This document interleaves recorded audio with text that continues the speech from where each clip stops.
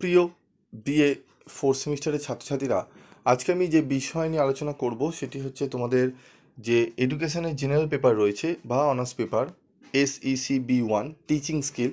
এই teaching skill থেকে তোমরা অনেকে রিকোয়েস্ট করেছো যে স্যার আমাদের একটা মডেল প্রশ্নপত্র করে দিন, মক টেস্ট পেপার করে দিন, যেগুলো দেখে আমরা একটু প্র্যাকটিস করে পরীক্ষা দিতে যাব।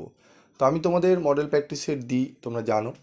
তো আমি তোমাদের জন্য আজকে এই সাবজেক্টে এডুকেশনের যে টিচিং স্কিল সাবজেক্টটি রয়েছে সেই সাবজেক্ট থেকে আমি তোমাদের একটি মডেল প্র্যাকটিস সেট আমি তোমাদের সামনে তুলে ধরছি।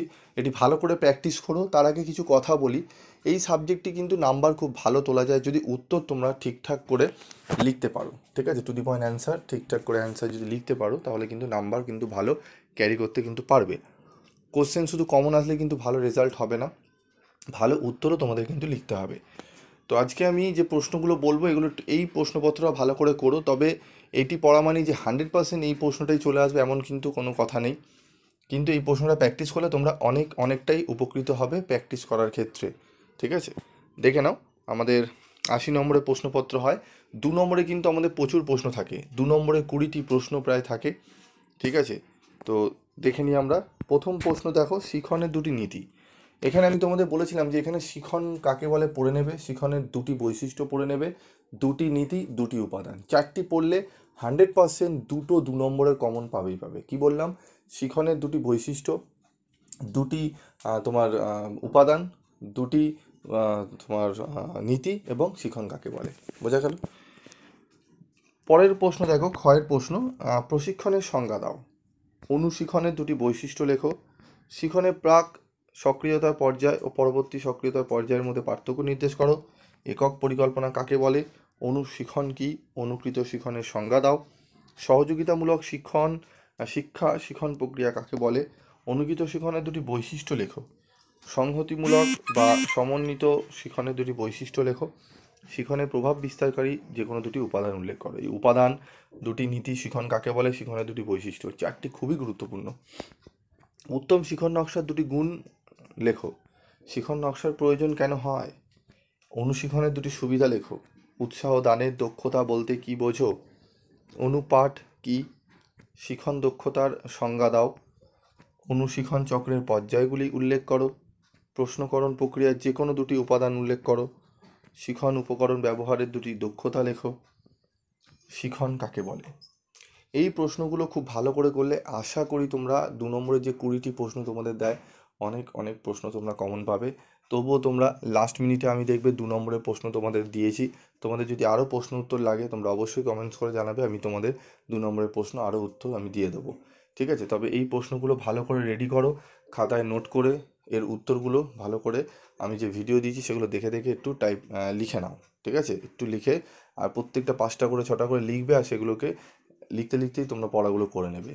ঠিক আছে, সেগুলোকে আবার তোমরা অন্য একটা নতুন খাতায় বা রাফ খাতায় তোমরা সেগুলোকে না দেখে লিখবে, দেখবে তোমাদের 2 নম্বরগুলো রেডি হয়ে গেছে। এখানে 2 নম্বরে কিন্তু তোমাদের ভালো করে ফোকাস করতে হবে। 2 নম্বরগুলো খুব ভাইটাল জায়গা। ঠিক আছে, 40টা নাম্বার কিন্তু 2 নম্বরের প্রশ্নই আছে। তাই এখানে আমাদের 40-এ 40ই কিন্তু পাওয়া যায় যদি ঠিকঠাক করে তোমরা যদি জানো। তো আমি 40-এ 40 আমি অত ধরছি না, আমি ধরবো যে আমি 18টি প্রশ্ন আমি অনায়াসে অ্যান্সার আমাদের করতেই হবে। 36 নম্বর আমাকে কিন্তু তুলতেই হবে 2 নম্বরগুলো। ঠিক আছে, বাকি রইলো 5, 10, এগুলো তো রয়েছে। চলো এবার দেখে নিই আমরা যে আমাদের 2-এর দাগে কী দেয়। যে কোনো 3টি প্রশ্নের উত্তর দাও। ঠিক আছে, 10 করে। উপযুক্ত উদাহরণসহ শিখনের ধারণা দাও। শিখনের প্রকৃতি সম্বন্ধে আলোচনা করো।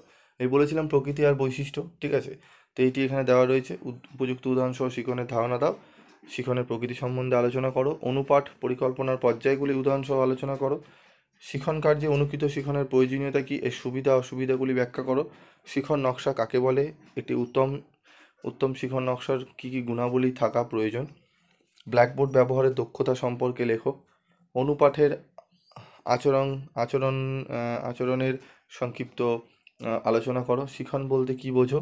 শিখনের মৌলিক নীতিসমূহ আলোচনা করো। ঠিক আছে, শিখনের মৌলিক নীতি এবং কার্যাবলী, এর দুটো খুবই ভালো করে পড়ে যেতে হবে ফোর্থ সেমিস্টারে যারা কিন্তু পরীক্ষা দিতে যাচ্ছ। ঠিক আছে, খুবই গুরুত্বপূর্ণ।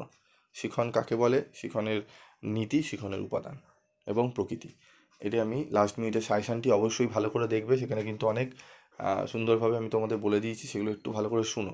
অনেকে তোমরা স্ক্রিনশট তুলে নিয়ে চলে যাও, কিন্তু শোনো না, একটু ভিডিওটা শুনবে, দেখবে অনেক কিছু কিন্তু সেখানে থাকে। কোশ্চেন টাইপ না থাকলেও আমি কিছু কিছু প্রশ্ন মুখে বলে দিই, ঠিক আছে? সেগুলো কিন্তু একটু ধরতে হয়।